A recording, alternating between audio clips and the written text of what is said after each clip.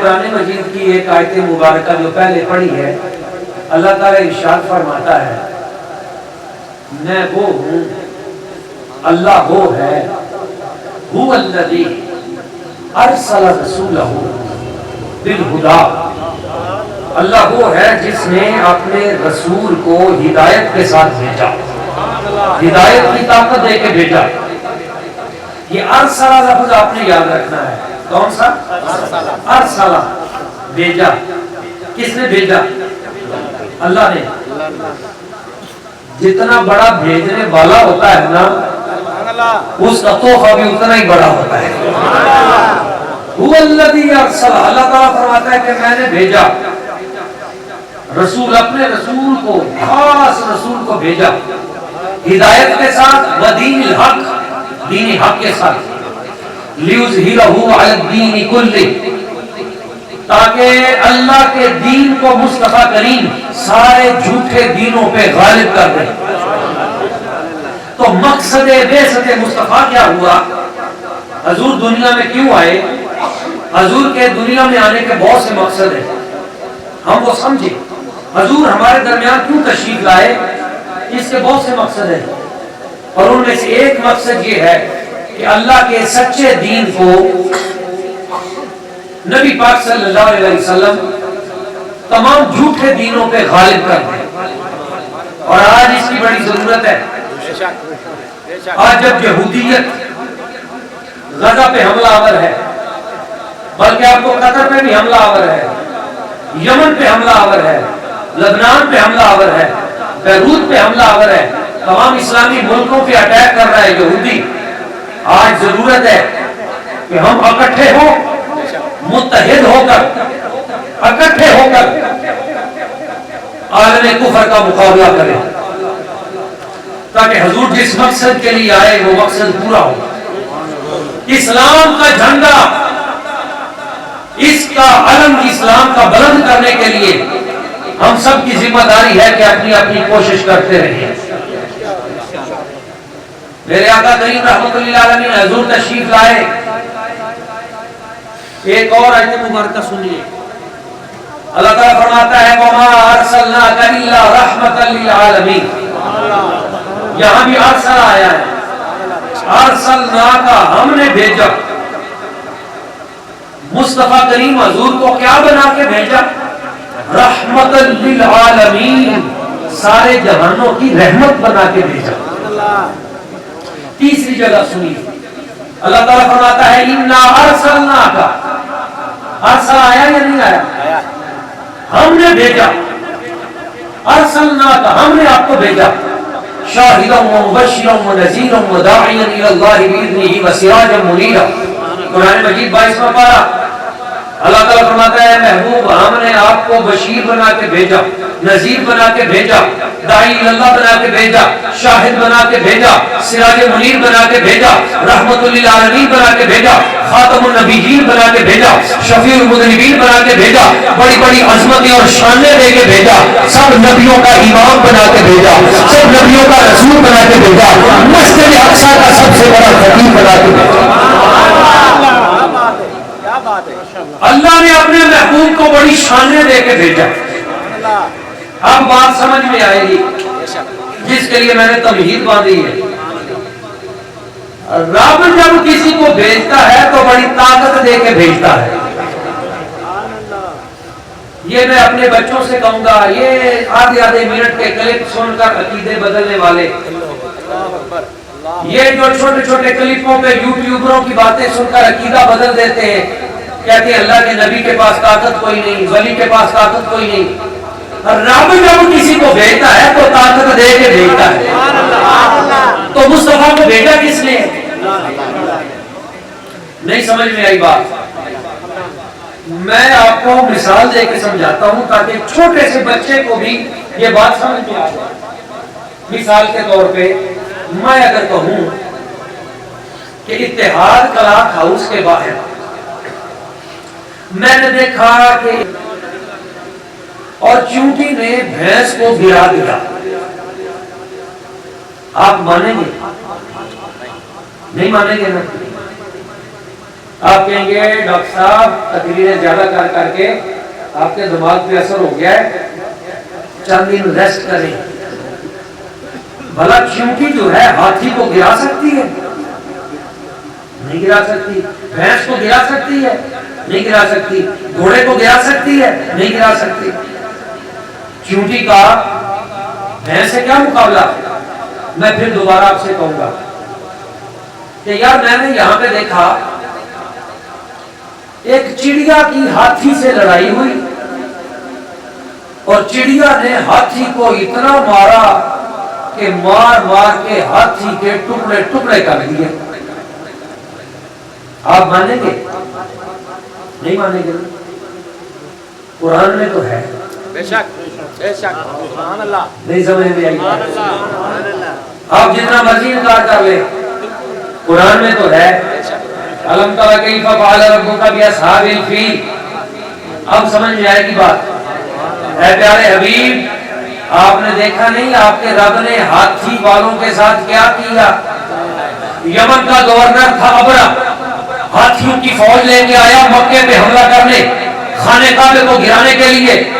بہت بڑا لشکر جرار ہے، ہزاروں اونٹ ہیں، ہزاروں گھوڑے ہیں، بڑے بڑے تگڑے اس کے پاس ہاتھی ہیں، اور پورے لشکر کے ساتھ، ہاتھیوں کے لشکر کے ساتھ ابرہہ خانہ کعبہ کو گرانے کے لیے جب سین حرم کے قریب پہنچا اور اپنی فوج کو حکم دیا خانہ کعبہ کو گراؤ، اور ہاتھی جب آگے کی طرف بڑھے تو اللہ تعالیٰ فرماتا ہے الم تر کیف فعل ربک باصحاب الفیل۔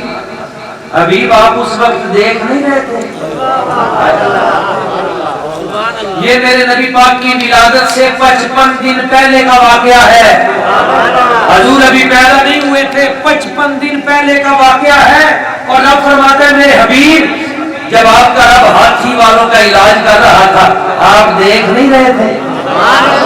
پتہ چلا حبیب دیکھ رہے تھے۔ الم تر کیف فعل ربک باصحاب الفیل الم یجعل کیدہم فی تضلیل۔ حبیب دیکھا نہیں ہم نے ان کے مکر کو کیسے موڑا، ان کے فتنے کو کیسے ختم کیا، ہم نے ان کا علاج کیسے کیا؟ یا اللہ کیسے علاج کیا؟ ہاتھیوں کا اتنا بڑا لشکر خانہ کعبہ پہ حملہ کرنے والا، تو نے اس لشکر کا علاج کیسے کیا؟ اللہ تعالیٰ فرماتا ہے وَأَرْسَلَ۔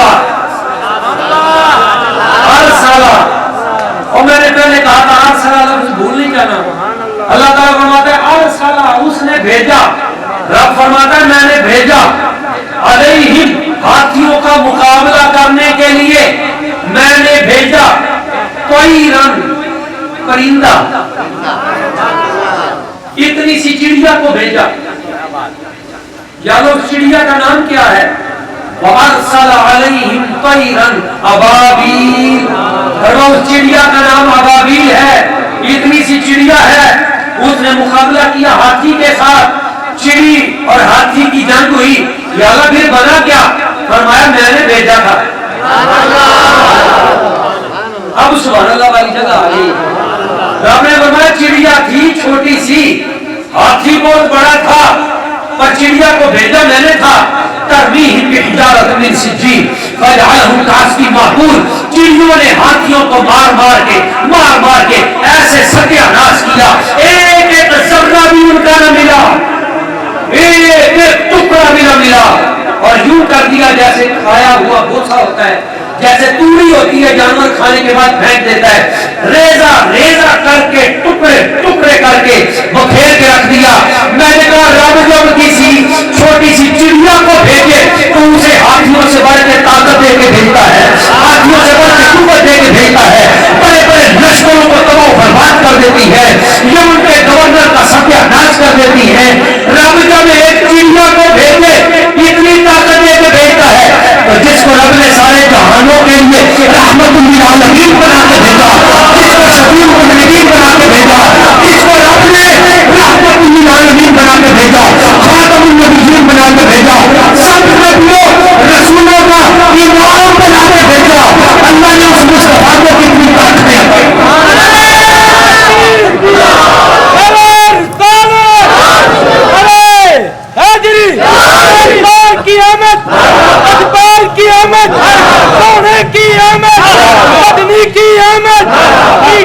احمد تاجدار ختم نبوت تاجدار ختم نبوت سدا جیندے رہو کوئی بات کی سمجھ آئی ہے؟ اور اس شک کو ذہن میں نہ رکھا کرو کہ ان کے پاس اتنی طاقت تھی نہیں تھی. رب جب چڑیا کو بھیجے تو اسے اتنی پاور دے کے بھیجتا ہے تو جس حبیب کی خاطر سارے جہان بنائے رب نے اس مصطفیٰ کو کتنی طاقتیں دے کے بھیجا ہوگا. کائنات میں سب سے بڑھ کے جن کو قوت و طاقت رب نے دے کے بھیجا, جن کو شان دے کے بھیجا, جن کے نام کو عظمت دے کے بھیجا, جن کو دولت شفاعت دے کے بھیجی, جن کو کائنات کی برکتیں دے کے بھیجی, وہ رب کے محبوب جناب محمد مصطفیٰ کی ذات ہے. اس لیے ہم کہتے ہیں عرشاں فرشاں تے چرچے در یتیم دے, عرشاں فرشاں تے چرچے در یتیم دے, رتبے نے اعلیٰ سب کو مدنی کریم دے, رتبے نے اعلیٰ سب کو مدنی کریم دے. رب نے جب ونڈا پائیا محفلاں سارے حصے آئیاں, رب نے جب ونڈا پائیا محفلاں سارے حصے آئیاں. لکھ واری صدقے جائیے, لکھ واری صدقے جائیے رب دی تقسیم دے, لکھ واری صدقے جائیے رب دی تقسیم دے. رتبے نے اعلیٰ سب کو مدنی کریم دے. نعرہ تکبیر نعرہ رسالت نعرہ حیدری عید میلاد النبی نعرہ تحقیق تاجدار ختم نبوت تاجدار ختم نبوت. میرے بھائی, میرے دوست, میں آپ کو صرف جذباتی کر کے اپنا موقف آپ پہ ٹھونسنا نہیں چاہتا, میں آپ کے دل کو دلیل دینا چاہتا ہوں محبت سے, پیار سے. وہ سامنے چاند چڑھا ہوا ہے, یہاں جہاں میں بیٹھا ہوں یہاں سے نظر آ رہا ہے چاند چڑھا ہوا ہے. اللہ نے اپنے محبوب کو اتنی طاقت دے کے بھیجا. کیا بات ہے. مکے کے کفار آئے, آ کے کہنے لگے اگر آپ سچے ہیں نا چاند کو دو ٹکڑے کر کے دکھائیں. یار قرآن میں ہے ون شق القمر 27واں پارہ, پڑھو اس کی تفسیر, جس مرضی تفسیر کو پڑھو, صحیح بخاری سے لے کے آج تک حدیثوں کو پڑھو. کفار مکہ آئے, کہنے لگے چاند کو دو ٹکڑے کریں تو مانے. تو میرے سرکار نے یہ نہیں فرمایا میری نبوت یہاں تک ہے, دائرہ کار یہاں تک ہے, رحمت للعالمین جو ہوئے تو سارے جہانوں پہ ان کی رحمت ہے, سارے جہانوں پہ ان کا قبر ہے. ایسے حضور نے شہادت کی انگلی اٹھائی, ایسے کی اور چاند کے دو ٹکڑے ہو گئے. پورے دنیا کا وہ مفتی یا محقق جو اس کا انکار کر سکے. یہ قرآن میں ہے اور حدیث میں ہے, اور اس کی تمام پہلے دن سے لے کے آج تک جتنی تفصیلیں سب میں ہے, اتھینٹک بات ہے. حضور کی انگلی کے اشارے سے چاند کے دو ٹکڑے ہوئے. نہیں پیچھے کوئی بات رہتی ہے طاقت والی؟ کیوں اپنے ذہنوں کو خراب کرتے ہو دوستوں؟ اللہ نے اپنے محبوب کو بڑی طاقتیں دے کے بھیجا, جن کی انگلی کے اشارے سے چاند دو ٹکڑے ہو جائے. ایسے اشارے سے درخت اپنی جڑیں اکھاڑ کے قدمین مصطفیٰ میں آ جائے. کیا بات ہے. سبحان اللہ. دشمن کے ہاتھ میں کنکریاں مصطفیٰ کے نعرے لگانا شروع کر دیں. تم اپنی عقل میں ان کو پرکھتے پھرتے ہو. خوبصورت شعر مجھے یاد آیا, سیدنا عبداللہ ابن رواحہ حضور کے صحابی, اور عبداللہ ابن رواحہ عرض کرتے ہیں حضور میرا دل کرتا ہے میں نعت پڑھوں. یہ نعتیں اس وقت بھی پڑھی جاتی تھی. میرے پاس 124 صحابہ کرام کی نعتیں موجود ہیں, پورے دیوان, پورے کلام. اور ابھی میری تازہ کتاب آئی ہے عہد نبوی میں خواتین کی نعتیہ شاعری, 100 حضور کی صحابیات خواتین, حضور کے ارد گرد وہ جن کے کوئی حضور کی پھوپھی جان ہے, کوئی حضور کی صاحبزادی ہیں, حضور کی زوجہ محترمہ ہیں, ازواج مطہرات ہیں, بنات رسول ہیں, خالائیں ہیں, حضور کے قریبی. 100 خواتین کی نعتیں جو حضور کی مجلس پاک میں آپ کو سنائی جاتی تھی یا گھروں میں محفل میلاد میں پڑھی جاتی تھی, 100 نعتیں میرے پاس, 100 خواتین کی نعتیں موجود ہیں. 1 2 4 والوں کی بات نہیں ہے, پوری کتابیں. جو میں مسئلہ آپ کو بتا رہا ہوں, حضرت عبداللہ ابن رواحہ کا ایک شعر ہے, بڑا پیارا شعر ہے. آپ کہتے ہیں لو لم تکن فیہ آیات مبینۃ, لو لم تکن فیہ آیات مبینۃ کانت بدیہتہ تنبیک بالخبر.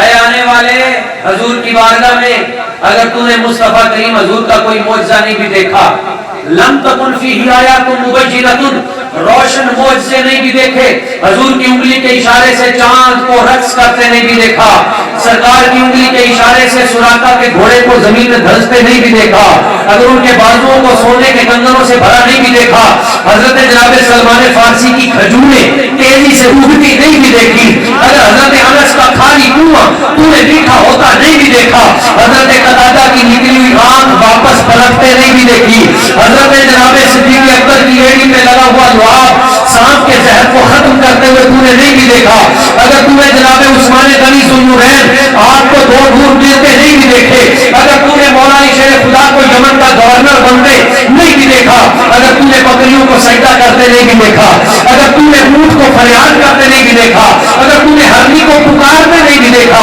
اگر تو نے کبوتری کو بچے واپس لیتے نہیں بھی دیکھا, اگر تو نے قرآن پہ بیٹھے مصطفیٰ کو نہیں بھی دیکھا, چاند کو تو ٹکڑے کرتے نہیں بھی دیکھا, سورج کو واپس پلٹتے نہیں بھی دیکھا, مسجد اقصی میں نبیوں کی امامت کراتے مصطفیٰ کو نہیں بھی دیکھا, کانت بدیہتہ تنبیک بالخبر, کچھ بھی نہیں دیکھا. ایک بار آمینہ کے نام کا چہرہ دیکھ لیتا, اس زبان میں بے اختیار کلمہ نہیں بجا. تکبیر,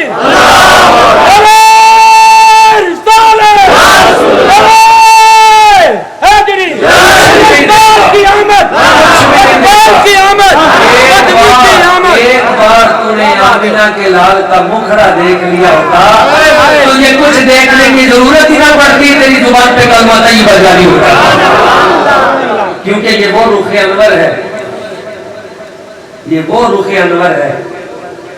رخ مصطفیٰ ہے وہ آئینہ, رخ مصطفیٰ ہے وہ آئینہ, کیا ایسا دوسرا آئینہ, رخ مصطفیٰ ہے وہ آئینہ, کیا ایسا دوسرا آئینہ, نہ کسی کی بزم خیال میں, نہ کسی کی بزم خیال میں, نہ دکان آئینہ ساز میں.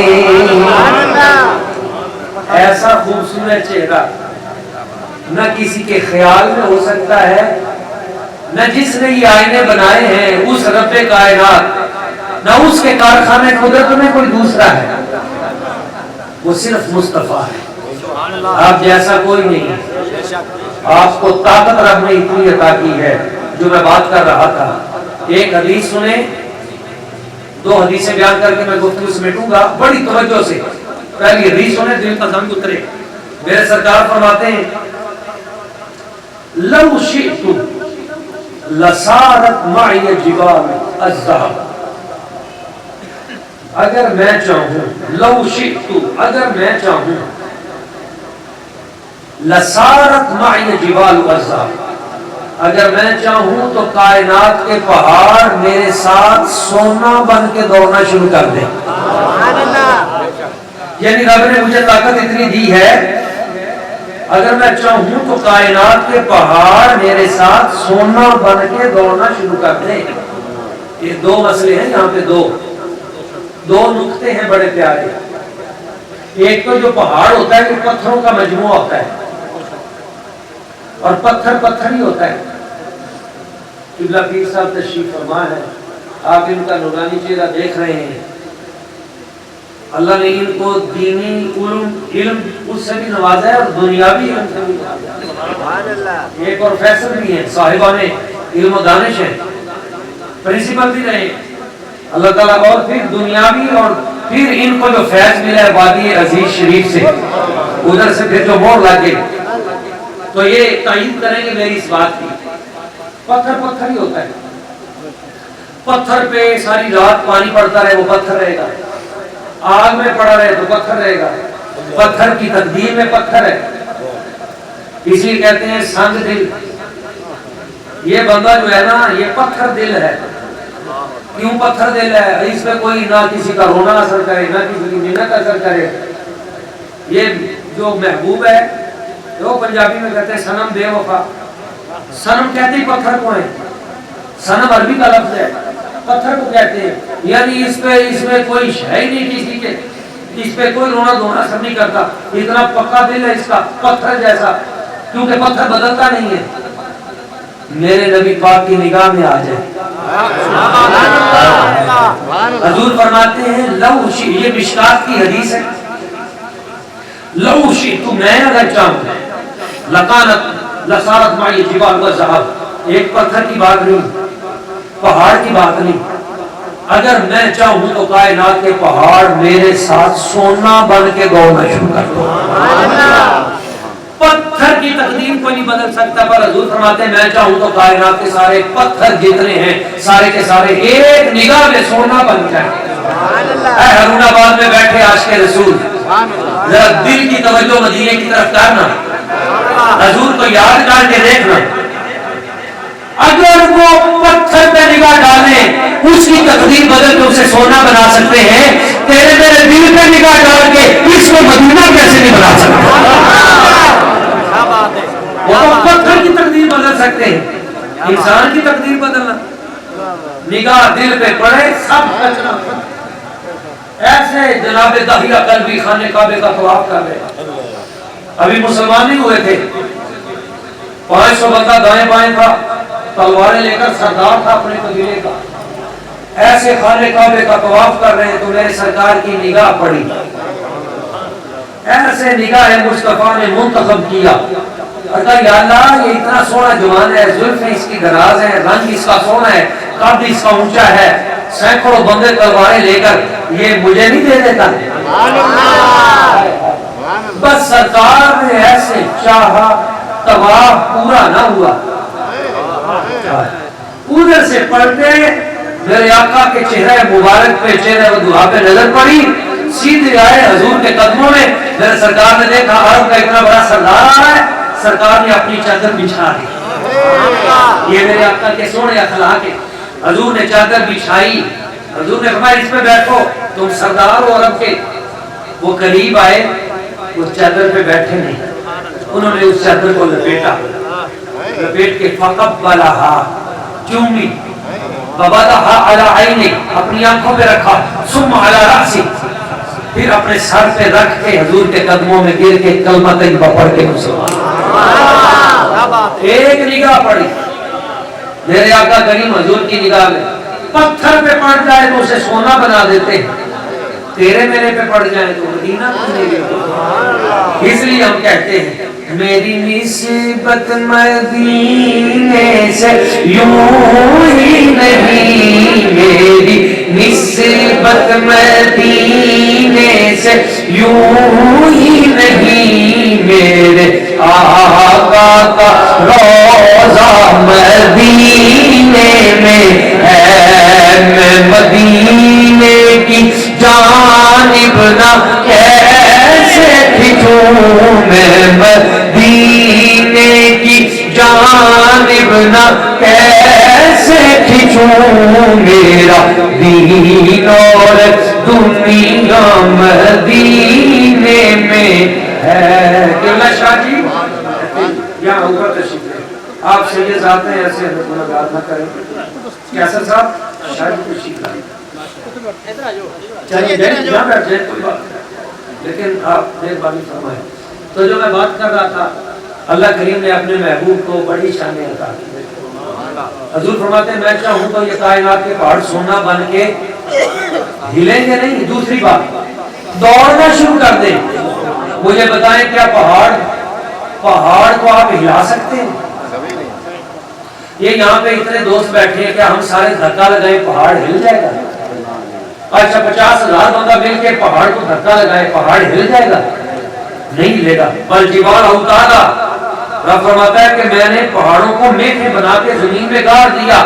پہاڑ کو کوئی ہلا نہیں سکتا. پہاڑ جب ہلتا ہے زلزلے آتے ہیں. اب بات آپ کی سمجھ میں آئی ہوگی.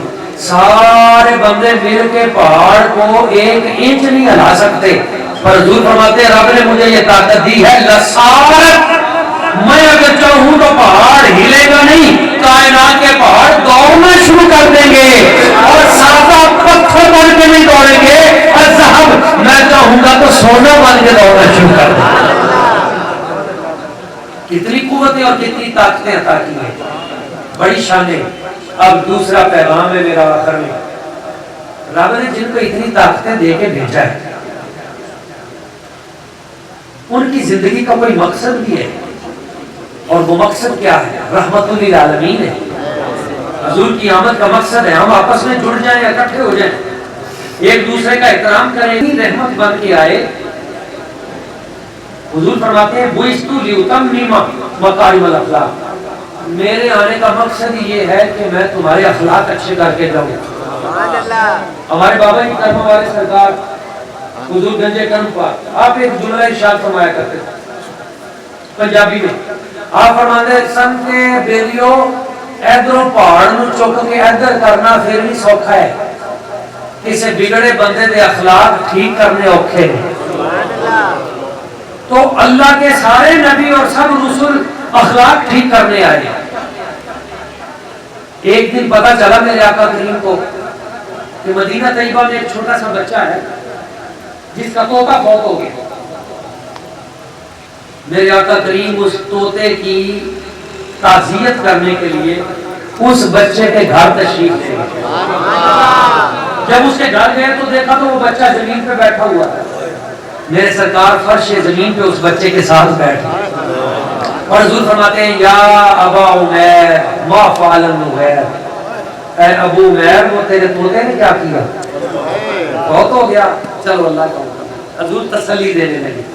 جب سرکار تسلی دے تو پھر تسلی کیوں نہ آئے؟ کہاں عرشوں کے مقبول, کہاں عرشوں کے مسافر, کہاں مہمان رب العلا, کہاں شفیع المذنبین رحمت للعالمین امام الانبیاء والمرسلین, اور کہاں ایک بچے کے لیے فرش زمین پہ بیٹھ گئے. یہ میرے آقا کریم کے اخلاق ہیں جو میں آپ کو سبق سنا رہا ہوں. یارو ہمیں اپنے اخلاق اچھے کرنے چاہیے. مجھے بڑا دکھ ہوا ہے, میں نے ابھی اس پہ ایک پروگرام بھی ریکارڈ کروایا. ابھی میں بھاول نگر گیا تو مجھے وہاں کی انتظامیہ نے بتایا کہ جی ہم جب دریا کے بیڈ میں اندر جاتے ہیں تو ایک ایک دو دو بندے کمروں میں چھپ جاتے ہیں. سیلاب آیا ہوا ہے شدید, وہ باہر ہی نہیں نکلتے. ہم اسے انہیں پکڑ کے نکالتے ہیں, باقی بندے تو بیٹھ جاتے ہیں, لیکن ہر گھرانے سے ایک ایک دو دو بندہ چھتوں پہ چھپ جاتا ہے. ہم کہتے ہیں پانی بہت تیز ہے سارے, وہ کہتے ہیں نہیں ایک ایک بندہ ہم پیچھے چھوڑیں گے. کیوں بھائی؟ وہ کہتے ہیں اگر ہم چلے گئے تو یہ اوپر سولر پلیٹیں لگی ہوئی ہیں, گھروں میں سامان پڑا ہوا ہے, یہ لوگ اٹھا کے لے جائیں گے. وہ پکڑ کے کہتے ہیں, وہ صاحب کہنے لگے بڑی مشکل سے انہیں اندر سے کھینچ کے نکالتے ہیں, پھر وہ چھپ جاتے ہیں, انہیں ڈھونڈنا بڑا مشکل ہے. حال یہ ہے کہ وہ کہتے ہیں اگر جاتے ہیں تو مال نہیں بچتا, اور ہم کہتے ہیں کہ ادھر رہتے ہو تو جان نہیں بچتی. ایک مسلمان دوسرے سے اتنا ڈر گیا ہے. حضور کا امتی دوسرے حضور کے امتی سے خوف زدہ ہے کہ میرا مال نہیں بچے گا, مال لوٹ کے لے جائیں گے لوگ. ہم کیسے مسلمان ہیں؟ کلمہ طیبہ ہم پڑھتے ہیں سرکار کا, اور ہمارا حال یہ ہے کہ کہیں ایکسیڈنٹ ہوتا ہے تو سب سے پہلے اس کو یہ خطرہ ہوتا ہے میں مروں گا تو مروں گا, یہ گھڑیاں میری اور موبائل یہ پہلے لوگ لے جائیں. ہمیں موت بھول گئی ہے. ابھی یہ جلال پور پیر والا میں 20-20 فٹ تک پانی چڑھ گیا, اور کشتیاں لے کے جو گئے ان میں کچھ ظالم وہ تھے, انہوں نے کہا 5,000 روپے جو دے گا اس کو کشتی میں بٹھائیں گے. آنکھوں کے سامنے بچے پانی میں ڈوب کے مر رہے ہیں, عورتیں چیختی چلاتی رہ گئی کہ ہم تمہیں دے دیں گے بعد میں. انہوں نے کہا نہیں, جو پہلے 5,000 دے گا وہی بیٹھے گا. اس کو بٹھایا, جانیں قتل ہو رہی ہے, لوگ مر رہے ہیں, اور جو دولت کے پیسے کے لالچی کتے ہیں ان کو کوئی حیا ہی نہیں ہے, دین پڑھائی نہیں ہے, اسلام پڑھائی نہیں ہے. میرے آقا کریم نے خانہ کعبے کو پکڑ کے فرمایا تھا, اے خانہ کعبہ تیری بڑی شان ہے, بڑا مقام ہے, پر ایک بندہ مومن کے خون کی حرمت تجھ سے بھی زیادہ ہے. بندہ مومن کے خون کی جو عزت ہے نا خانہ کعبے سے بھی زیادہ ہے. یہ حال ہے. آج ایک بزرگ بابے کو میں نے سنا رو رہا تھا, کہتا میری بیٹی اندر پھنسی ہوئی, 2 لاکھ روپیہ کشتی والے کو دے کے لے کے آیا ہوں کہ میں اپنی بیٹی کو وہاں سے نکال سکتا. 2 لاکھ. تو ہم کدھر جا رہے ہیں؟ یہ پیسہ قبر میں جائے گا صاحب. حرام کا اس طرح کا لوگوں کو اس طرح مجبوری کے عالم میں ان کی مجبوریوں سے ناجائز فائدہ اٹھا کے لوٹا گیا پیسہ, یہ جائے گا بھی اسی طریقے سے اور نقصان دے کے جائے گا. خدا را ہم حضور کے امتی ہیں, نبی پاک کے امتی بنے. میرے نبی پاک نے تو یہاں تک فرما دیا, وہ کبوتری جو آئی نا پر پھڑانے لگی, حضور نے فرمایا اس کا بچہ واپس کرو, کس نے اٹھایا ہے؟ ردو ولدھا الیہا, وہ بچے حضور نے واپس اس کبوتری کے گھونسلے میں رکھوائے, اور رکھوا کے حضور نے پتہ کیا فرمایا؟ حضور نے فرمایا قیامت تک کے لیے میری امت کے لیے حرام ہے, قیامت تک کے لیے میری امت کے لیے حرام ہے, وہ رات کے وقت پرندوں کے گھونسلے میں جھانک بھی نہیں سکتے. حضور رات کے وقت پرندوں کے گھونسلے میں جھانکنا کیوں حرام ہے؟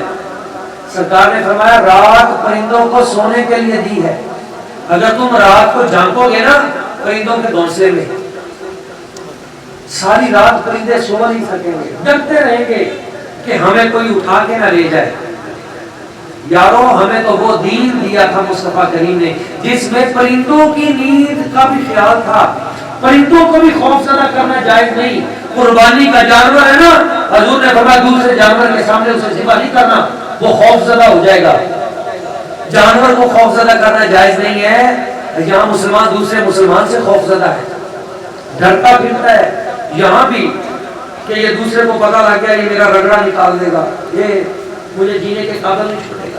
تو خدا را یہ پیغام دے کے میں رخصت ہو رہا ہوں, ایک دوسرے کے عیبوں پہ پردے ڈالیں, ایک دوسرے کے کام آئیں, ایک دوسرے سے محبت کریں. مولانا روم کا شعر ہے, از محبت خار سوسن میں شبت. محبت وہ شے ہے جو کانٹے کو پھول بنا دیتی ہے. از محبت خانہ روشن میں شبت. محبت وہ شے ہے جو گھروں میں روشنی کا سبب ہے. یہ مجھ سے سب سے زیادہ جو فتویٰ پوچھا جاتا ہے نا مسئلہ سب سے زیادہ وہ یہی جی وہ جی غصے میں آ کے 3 طلاقیں دے دی ہیں. اب پروفیسر صاحب ڈاکٹر صاحب کوئی حال نکالیں, ہم کیا نکالیں, آپ تھوڑا حوصلہ بھی کیا کریں. میں تو کہتا ہوں شادی سے پہلے بچے کے کو شادی کا پہلے کوئی کورس کروائیں, اسے کسی عالم کے پاس بٹھائیں, وہ شادی کے مسائل سیکھیں, نکاح کے مسائل سیکھیں. پتہ ہی نہیں ہے, جذباتی قوم ہے. یکدم جناب حضرت عبداللہ ابن عباس کے پاس ایک بندہ آیا, اس نے کہا کہ میں نے تو نا کٹھی 100 طلاقیں دے دی, ادھر ہمارے پاس کہیں آتے نہیں. ایک آیا نے کہی میں 5-7 ہزار کٹھیاں دے, میں تو بڑا کام کیتے نیکی کا. تو حضرت عبداللہ ابن عباس نے فرمایا 3 نے تیری بیوی کو تجھ سے جدا کر دیا, باقی 97 اپنی دیگر بیویوں میں تقسیم کر دے. یہ حضرت عبداللہ ابن عباس جبر الامہ آپ کا فتویٰ ہے. تو میں جو بات کہنا چاہتا ہوں وہ شعر ختم, تقریر ختم. مولانا روم کہتے ہیں از محبت شاہ بندہ بے شبت. محبت وہ چیز ہے جو بادشاہ کو غلام بنا دیتی ہے. از محبت مردہ زندہ بے شبت. محبت وہ چیز ہے جو مردے کو زندہ کر دیتی ہے. تو جو زندگی باقی ہے ہم محبتیں بانٹیں, دوسرے کو عزت دیں، دوسرے کو خیر دیں، اور یاد رکھیں جو شے آپ دیں گے وہی آپ کو ملے گی۔ محبت دیں گے تو محبت ملے گی، نفرت دیں گے تو نفرت ملے گی۔ آخری شعر میرے ساتھ مل کے پڑھنا ہے۔ اے دنیا کسے نل نہ کر دی وفا، اے دنیا کسے نل نہ کر دی وفا، اے نہیں ویکھ سکدی کسے سے تے چھاواں، اے دنیا فریبی نکمی نکاری، اے دو دن دا میلہ اے دو دن دی یاری، قبر وچ نکیراں نے جس ویلے آنا، اوتھے آ کے تے اونا پوچھنا پچھونا، اوتھے آوے گی مصطفیٰ دی سواری، اوتھے آوے گی مصطفیٰ دی سواری، اے دو دن دا میلہ اے دو دن دی یاری۔ اللہ کریم کی بارگاہ قدس میں دعا ہے، وہ آج کی اس نورانی محفل کو اپنی بارگاہ قدس میں قبول فرمائے۔ جتنے بھی ہمارے دوست اس میں شریک ہوئے، اللہ تعالیٰ سب کا آنا، سب کا بیٹھنا، اس اللہ رسول کی بات کو سننا قبول فرمائے۔ دوستو نماز نہ چھوڑا کریں، نماز فرض ہے، نماز ترک نہیں کرنی، روزہ جن پہ فرض ہے روزہ ترک نہیں کرنا، حقوق اللہ کا بھی خیال رکھیں، حقوق العباد کا بھی خیال رکھیں، اپنے والدین کو کبھی تکلیف نہ دیں، والدین کو عزت دیں، جو والدین کو عزت دیتا ہے اسے اللہ کریم عزت عطا کرتا ہے۔ آمین۔ وما علینا الا البلاغ المبین۔